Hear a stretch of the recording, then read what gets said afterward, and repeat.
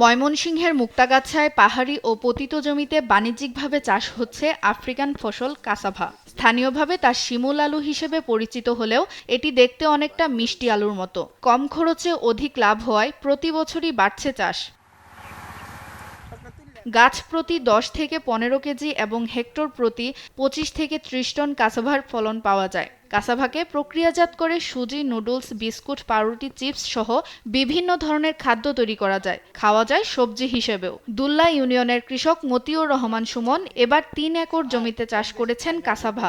ফসলটা যদি ভালো হয়, আলুটাও ভালো হয়। যে প্রথম যে এইটা করে সার বীজটা দেয়, এরপরে আর কোনো খরচই নেই এই ফসলটা, এই কারণে যেন কোনো লাভ আর কোনো অন্যান্য সমস্যা নাই। মানে পোকামাকড় আছে না অন্যান্য ফসলে যে ক্ষতি করে, কিন্তু এই ফসলে তা নাই। এমনি কম বেশি হবে, মাটির উর্বর যত ফলন তত।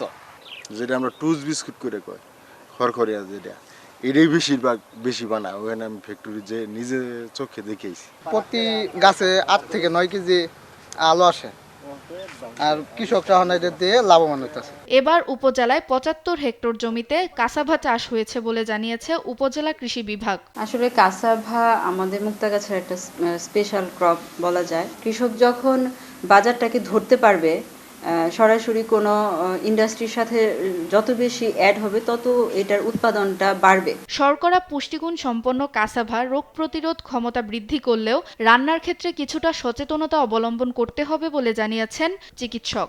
এটার একটা সতর্কতামূলক বার্তা আছে, যেটা হচ্ছে এটাতে একটা সায়ানোজেনিক গ্লাইকোলাইড থাকে। রান্না ঠিকমতো না করলে অথবা প্রক্রিয়াজাতকরণ করে রান্না না করলে সেক্ষেত্রে শিশুদের কিছুটা স্বাস্থ্য ঝুঁকি থাকতে পারে। সম্ভাবনাময় কাসাভা স্থানীয় বাজারে 8 থেকে 10 টাকা কেজি দরে বিক্রি হচ্ছে।